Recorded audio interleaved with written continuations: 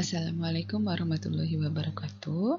Halo semuanya, kali ini saya akan menjelaskan tentang proses penemuan dari obat-obat golongan antibiotik, baik dari mikroorganisme ataupun proses pengembangan obat antibiotik dari tanaman. Nah, berikut adalah beberapa poin penjelasan pada hari ini. Jadi, saya akan menjelaskan dulu apa itu antibiotik, kemudian bagaimana secara pengembangannya, kemudian bagaimana produksi antibiotik di skala industri, dan bagaimana pengembangan antibiotik pada saat ini.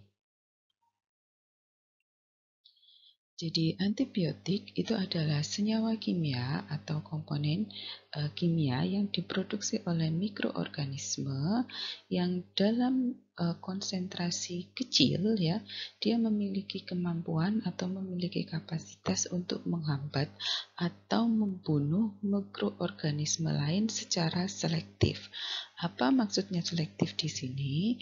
Jadi maksudnya selektif di sini adalah senyawa tersebut itu hanya membunuh mikroorganisme tertentu saja, ya. Jadi dia tidak menyebabkan toksisitas dan tidak membunuh mikroorganisme yang lain, ya.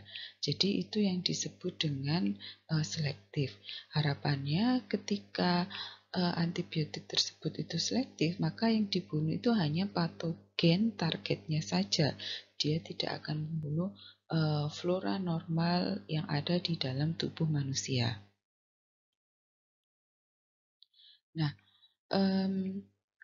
bagaimana dengan antibiotik yang merupakan hasil dari sintesis kimia, ya. Jadi kalau di definisi sebelumnya disebutkan bahwa antibiotik itu merupakan suatu senyawa atau substansi kimia yang dihasilkan oleh mikroorganisme tertentu. Nah, ada juga antibiotik itu yang merupakan produk dari sintesis organik, ya. Nah, kalaupun dia merupakan produk dari sintesis organik, definisinya tetap. Jadi dia dalam konsentrasi tertentu itu memiliki kemampuan untuk menghambat atau membunuh mikroorganisme yang selektif, ya. Kemudian bagaimana sih sejarah atau perkembangan antibiotik ini? Jadi kalau secara empiris ya kita merujuk pada perkembangan obat ya, maka sebenarnya antibiotik ini sudah digunakan sejak lama ya, jauh sebelum penisilin itu ditemukan. Jadi di sini misalnya penggunaan jamur ya yang biasanya terdapat pada ragi adonan kue ya, moldy bread, kemudian pada yogurt, kemudian pada rendaman kedelai ya. Dan itu pada zaman dahulu bahan-bahan tersebut itu digunakan untuk proses pengobatan pada penyembuhan luka, ya. Kemudian itu adalah folk medicine dari penggunaan antibiotik. Nah, maka selanjutnya dia berkembang menjadi modern drug.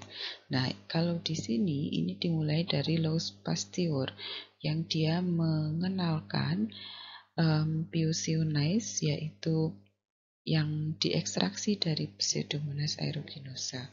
Kemudian setelah Louis Pasteur mulai muncul Alexander Fleming yang dan rekan-rekannya ya, dia yang menemukan penisilin ya dari bakteri Penicillium notatum. Nah, kita bisa lihat di sini bahwa sebenarnya penisilin itu diproduksi ya atau diekskresi oleh bakteri tertentu. Dalam hal ini adalah Penicillium notatum ya. Nah, setiap antibiotik itu memiliki karakteristik yang khas ya. Jadi dia bisa merupakan antibiotik yang broad spectrum atau yang selektif hanya untuk bakteri gram negatif ataupun gram positif. Saya kira saudara sudah belajar ini di mata kuliah farmakologi ya, bahwasanya antibiotik itu ada yang broad spectrum, jadi dia bisa digunakan untuk treatment infeksi yang disebabkan oleh bakteri gram positif atau negatif, tapi ada juga antibiotik yang lebih selektif, misalnya hanya pada gram positif saja atau hanya pada gram negatif saja. Nah, itu adalah sejarah dari proses penemuan antibiotik. Sekarang kita masuk pada produksi dari antibiotik. Nah, ketika saudara tahu bahwasanya antibiotik itu diproduksi oleh mikroorganisme, apakah dia itu bakteri ataupun jamur, maka tahap selanjutnya adalah bagaimana cara memproduksi antibiotik tersebut, senyawa tersebut ya. Ada tiga proses ya secara garis besar. Yang pertama adalah dengan fermentasi. Ya, fermentasi di sini maksudnya adalah kita memperbanyak mikroorganisme yang menghasilkan antibiotik tersebut. Nah, setelah itu dilakukan ekstraksi. Kemudian tahap yang kedua adalah semi-synthetic process. Jadi semi-synthetic process ini biasanya metode yang digunakan untuk memproduksi suatu derivat atau turunan dari antibiotik. Jadi misalnya penisilin itu diproduksi dari Penicillium notatum ya. Nah, turunannya penisilin itu kan ada ampicillin, amoxicillin, dan lain sebagainya. Nah, produk turunannya, derivatnya itu dibuat secara semi-sintesis dengan menggunakan raw material atau bahan bakunya penisilin tadi. Kemudian ada juga antibiotik yang diproduksi dengan proses sintesis organik ya. Jadi kayak misalnya chloramphenicol. Chloramphenicol itu meskipun awalnya itu ditemukan dari merupakan antibiotik yang dihasilkan dari suatu mikroorganisme tertentu, tapi untuk saat ini produksi skala besar dari chloramphenicol itu dilakukan secara sintesis. Kenapa dilakukan secara sintesis? Bisa jadi karena proses produksi dengan menggunakan sintesis organik itu jauh lebih murah, ya. Tentu saja hal ini harus dipertimbangkan juga bagaimana struktur kimia dari antibiotik tersebut. Kalau dia struktur kimianya relatif sederhana, biasanya memang akan lebih murah kalau diproduksi secara sintesis ya dibandingkan secara fermentasi ataupun semi-sintesis. Baik, kita masuk pada metode produksi yang pertama, yaitu teknik fermentasi ya. Fermentasi ini cukup banyak dilakukan ya, terutama pada pada awal mula ditemukannya antibiotik itu untuk memproduksi skala besar, hampir semuanya menggunakan teknik fermentasi ya.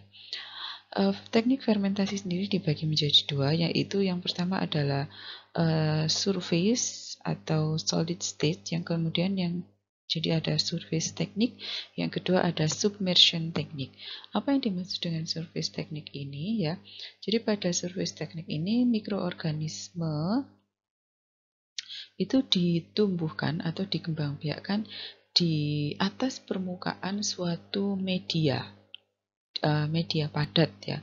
Ini gampangannya sama kalau kayak saudara mengkultur bakteri dengan menggunakan medium agar ya. Jadi kan bakterinya tumbuh di atasnya gitu ya, atau funginya tumbuh di bagian atas dari agar tersebut atau media yang padat tersebut.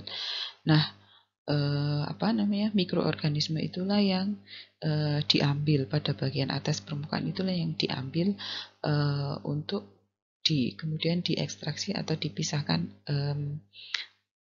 senyawa antibiotiknya. Nah, surface teknik ini merupakan metode yang jarang dipakai di skala industri. Kenapa? Karena dia membutuhkan tempat, ya, dia membutuhkan investasi tempat atau lahan yang besar, ya. Kemudian yang berikutnya adalah submersion teknik. Ya, submersion teknik ini merupakan teknik yang banyak digunakan untuk produksi antibiotik skala besar di suatu industri. Ya, jadi pada submersion teknik ini, sebentar, kayak yang digambar di bawah ini, ya.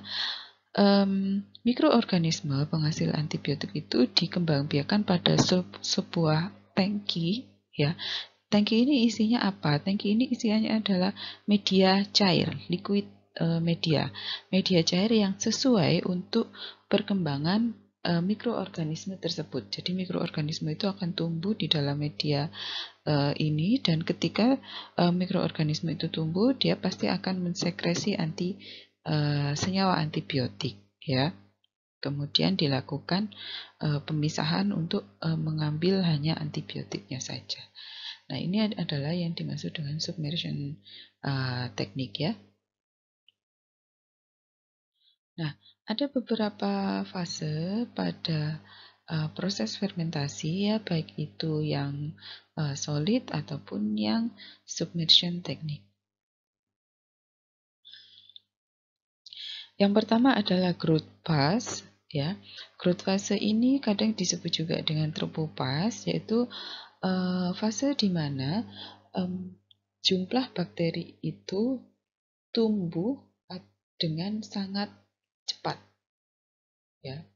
Jadi increase progressively. Jadi waktu atau fase di mana bakteri itu tumbuh dengan cepat, dan ketika pertumbuhan bakteri itu telah mencapai peaknya, maka dia akan menjadi stagnan atau steady state. Nanti saya tunjukkan grafiknya di slide berikutnya. Kemudian ada idiofase, ya.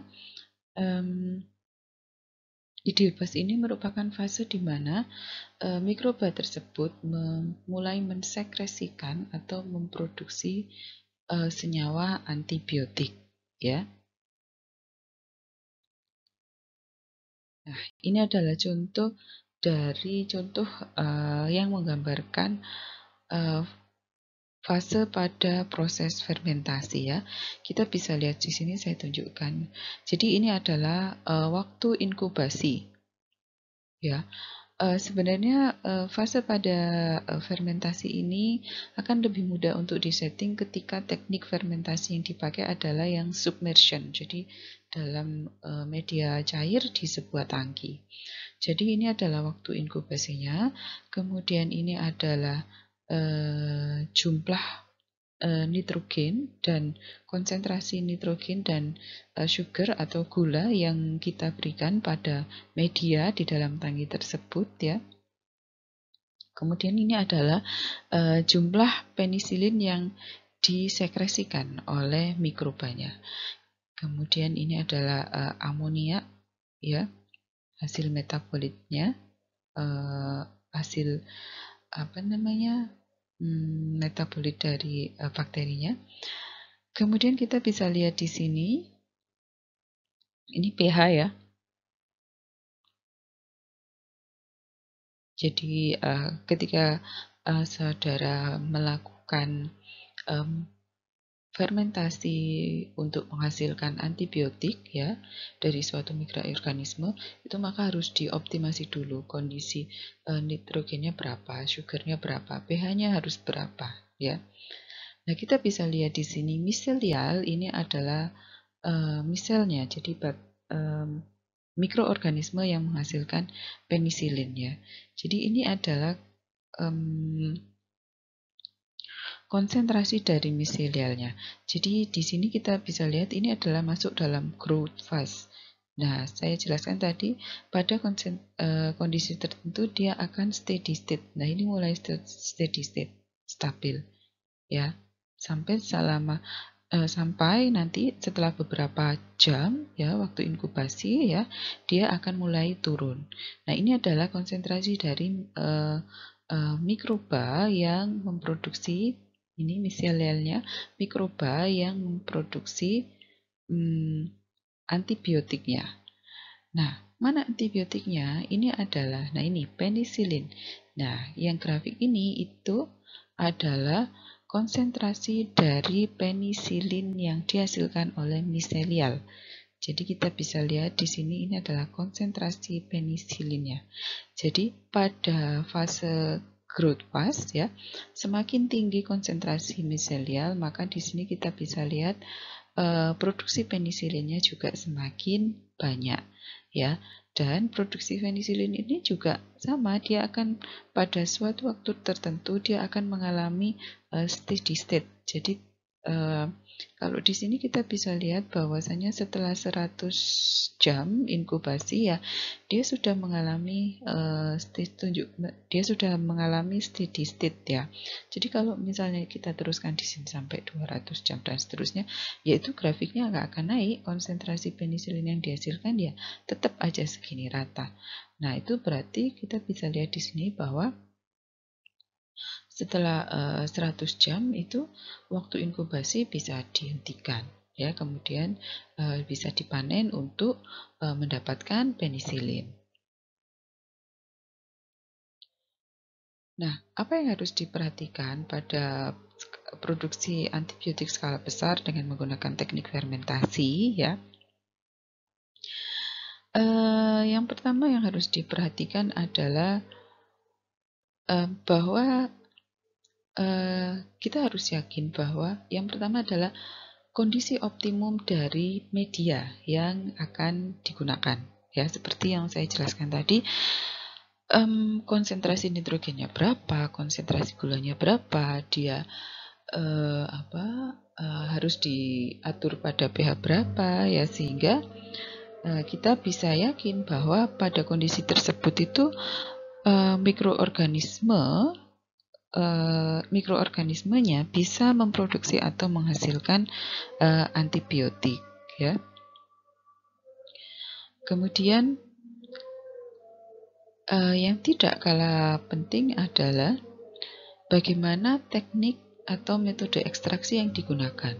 Karena ketika kita memproduksi antibiotik dengan teknik submersion tadi ya, tadi kan di dalam sebuah tangki ya, di mana mikroorganisme tersebut pada prosesnya bercampur dengan senyawa antibiotik yang disekresikan. Maka ketika masa inkubasi itu selesai, tahap selanjutnya adalah gimana caranya memisahkan atau mengekstraksi antibiotik tersebut dari campuran media dan mikroorganismenya. Jadi nggak bisa langsung dipakai gitu aja. Kalau langsung dipakai kan ya di situ masih ada medianya, kemudian masih ada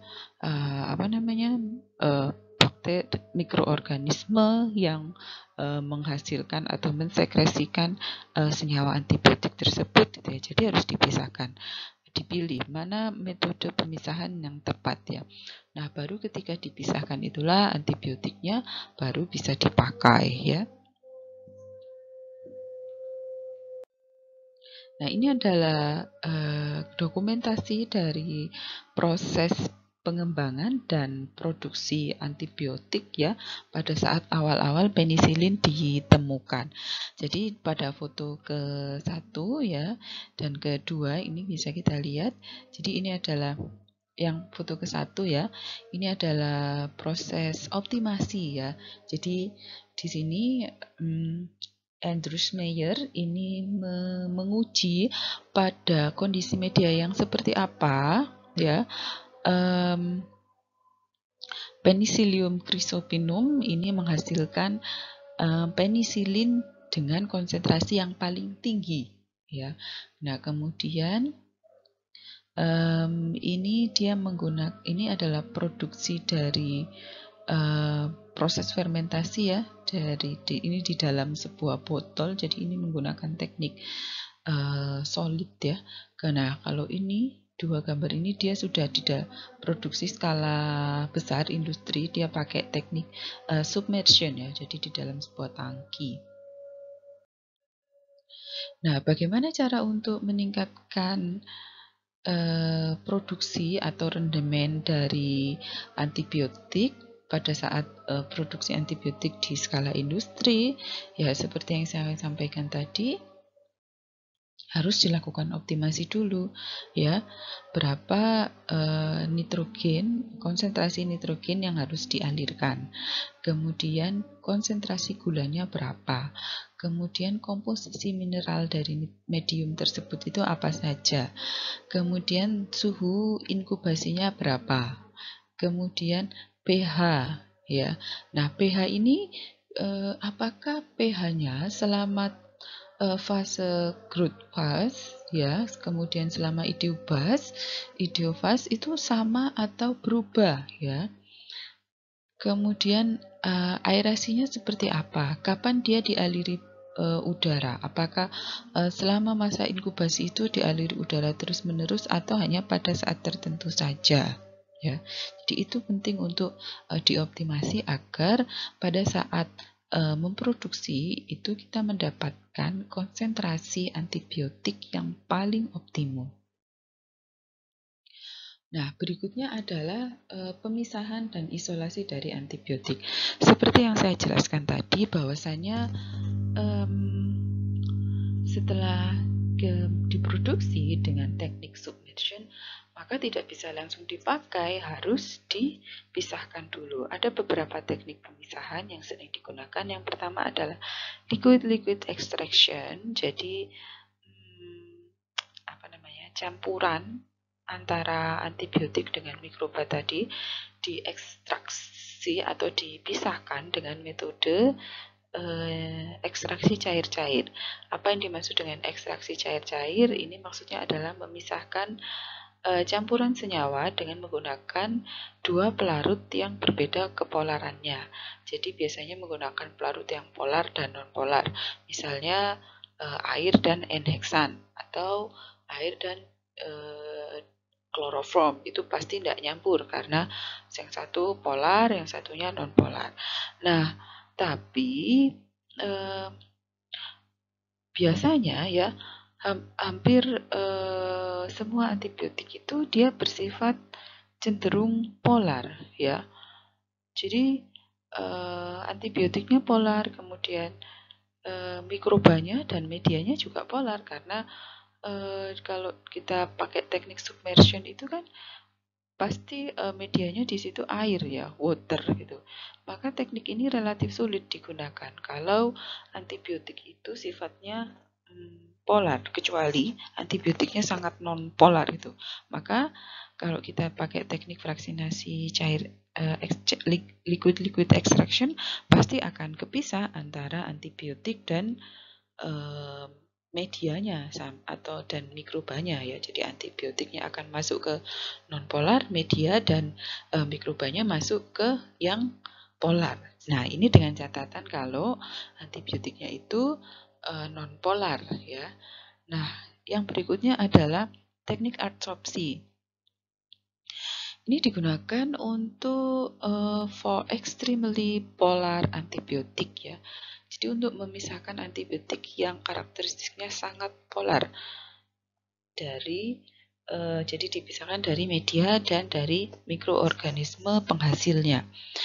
Jadi misalnya ada neomycin, streptomycin, kanamycin, amikacin, gentamicin itu sangat polar, ya. Jadi bagaimana memisahkannya? Jadi menggunakan adsorben, ya, karkol atau arang. Kemudian yang berikutnya adalah kromatografi rekristalisasi. Ini menggunakan kromatografi, ya. Nanti mungkin di semester 4 ya saudara dapat lebih detail apa itu kromatografi. Jadi kromatografi itu adalah teknik pemisahan campuran senyawa dengan menggunakan prinsip polaritas, ya. Pada umumnya polaritas, prinsip polaritas yang digunakan. Meskipun nanti pada pengembangannya ada banyak sekali teknik pemisah prinsip pemisahan dari kromatografi, ya, dan direkristalisasi. Nah, Itu beberapa 3 metode pemisahan ya. Yang paling banyak digunakan memang adalah dengan teknik kromatografi dan rekristalisasi, karena metode ini yang paling selektif untuk memisahkan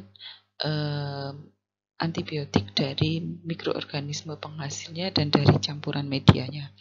Apa sih tujuan dari pemisahan tersebut ya? Tujuan dari pemisahan antibiotik dengan mikroorganisme atau medianya itu adalah yang pertama untuk meminimalisir efek samping yang tidak diinginkan ya. Misalnya adalah pada vancomycin ya. Vancomycin ini salah satu efek sampingnya adalah nefrotoksik. Nah, ternyata nefrotoksiknya itu bukan disebabkan oleh vancomycinnya, tapi disebabkan oleh impurities atau pengotor yang didapatkan pada saat tahap produksi. Jadi kalau kemurnian dari vancomycin itu tinggi sekali, misalnya 100% gitu ya, atau 99%, maka kan pasti pengotornya itu sedikit, sehingga efek nephrotoxicity-nya juga lebih minimal ya. Kemudian ini beberapa contoh antibiotik golongannya saja ya, dan mikroorganisme penghasilnya ya. Jadi misalnya penisilin itu dihasilkan oleh strain Penicillium notatum ya. Kemudian ada jadi yang pertama misalnya benzil penicillin ya, atau penicillin G itu dihasilkan dari strain Penicillium notatum. Kemudian ada phenoxymethyl atau penicillin V ya.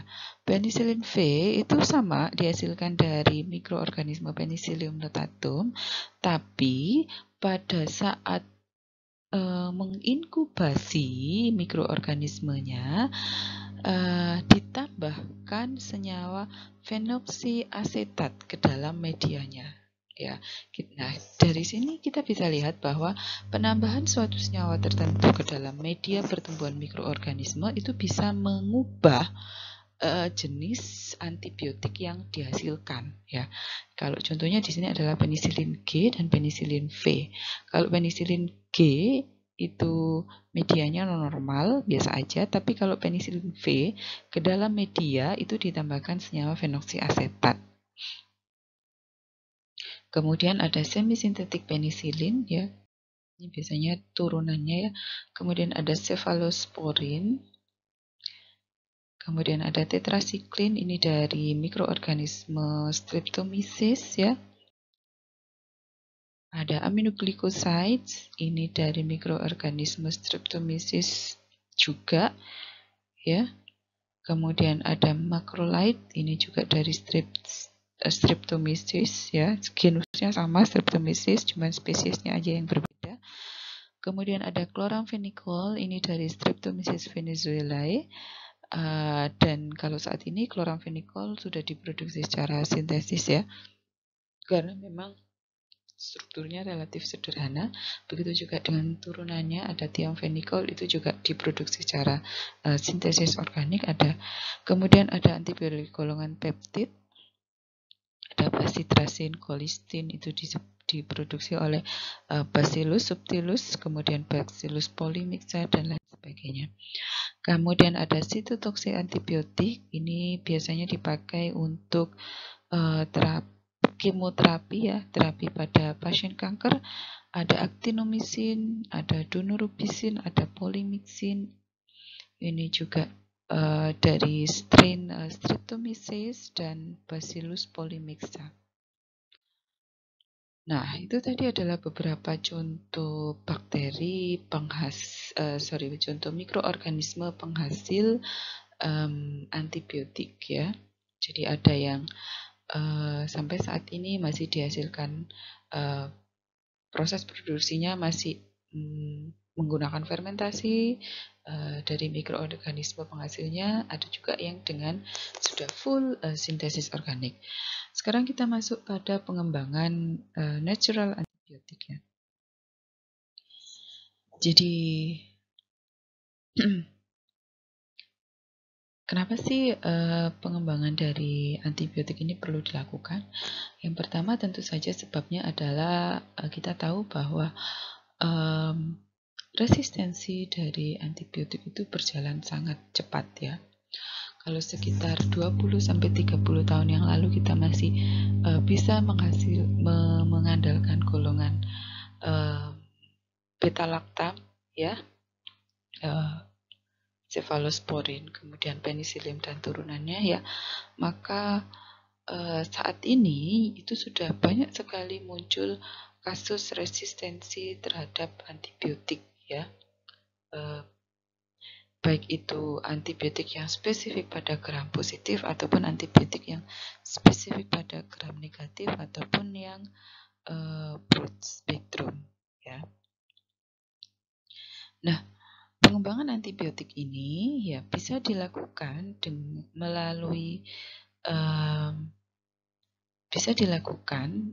dengan cara yang tadi, ya, jadi optimasi dengan atau screening pada mikroorganisme tertentu, ya, atau bisa juga dengan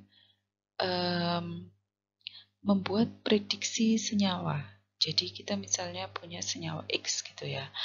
Nah, dari hasil penelitian itu senyawa X ini punya loh aktivitas sebagai antimikroba. Nah, kemudian kita ubah struktur kimia dari senyawa X gitu melalui modeling, ya. Jadi ada software itu yang bisa memodel atau memprediksi aktivitas tertentu, ya. Kalau misalnya kita di sini pengen antibiotik, ya memprediksi aktivitas antimikroba dari senyawa tertentu, ya. Kemudian kalau misalnya dari hasil prediksi tadi ternyata senyawa yang kita rancang itu memiliki aktivitas antimikroba, baru nanti disintesis dan diuji. Kemudian bisa juga pengembangan antibiotik ini dari tanaman, ya. Jadi bisa dari mikroorganisme tertentu seperti pada sejarah pengembangan antibiotik, kemudian bisa juga dari menggunakan software, ya, kita memprediksi suatu senyawa tertentu, kemudian bisa juga dari tanaman. Jadi ini adalah 3 jalur untuk pengembangan suatu obat baru, ya. Sebenarnya ini tidak hanya berlaku untuk antibiotik tapi semua obat, ya. Jadi rational drug design, kemudian kombinasi combinatorial chemistry, ya. Jadi ini melibatkan, seperti yang saya sampaikan tadi, melibatkan software tertentu atau natural product discovery. Kita sekarang bicara tentang antibiotik atau mikroba dari tanaman. Kalau di jurusan farmasi ini sudah ada 2 tanaman, ya, yang sudah diuji aktivitas antimikrobanya. Yang pertama adalah Prunus persica, ya. Ini tanaman khas yang ada di Tengger, ya. Dia menunjukkan aktivitas antibakteri terhadap ini ada E. coli, kemudian Streptococcus aureus, Bacillus, Salmonella typhi, dan lain sebagainya. Kemudian ada Mimosa pudica atau putri malu, ya. Putri malu ini juga ini lebih advance lagi, ya. Jadi waktu itu yang kami uji adalah pada MRSA dan pada ESBL. Jadi MRSA dan ESBL itu adalah 2 strain bakteri yang sudah mengalami resistensi terhadap beta-lactam, ya. Kemudian dan aktivitas antibakterinya memang lebih bagus yang terhadap MRSA, ya. Dan waktu itu dilakukan vaksinasi, jadi dipisahkan senyawa yang ada di dalam Mimosa pudica, dan yang bagus adalah yang ekstrak etil astat, ya. Ini juga penelitiannya sudah sampai pada tahap uji biofilm, ya. Jadi bakteri patogen itu ketika menginfeksi, dia bisa membentuk biofilm, yaitu lapisan yang melindungi dirinya dan koloninya dari paparan agen antibiotik, ya. Jadi kalau ada lapisan biofilm, maka kalau kita kasih antibiotik itu nggak bisa mencapai targetnya karena ada bariernya, ada lapisan biofilmnya. Itu tadi yang pengembangan antibiotik dari tanaman. Kemudian pengembangan antibiotik ini bisa juga dari endofit. Jadi endofit itu adalah mikroorganisme yang tumbuh pada jaringan di dalam suatu tanaman tanpa menyebabkan kerusakan pada tanaman tersebut, ya. Jadi dia tidak seperti parasit, ya. Endofit itu ada yang berupa bakteri, endofit bakteri, ada yang endofit fungi atau jamur. Kalau endofit bakteri dia merupakan filum Actinobacteria, kalau endofit fungi dia merupakan filum Ascomycete. Nah, fungsi dari endofit pada tanaman ini sebenarnya adalah untuk membantu tanaman mempertahankan diri ya dari agen atau stresor biotik dan abiotik.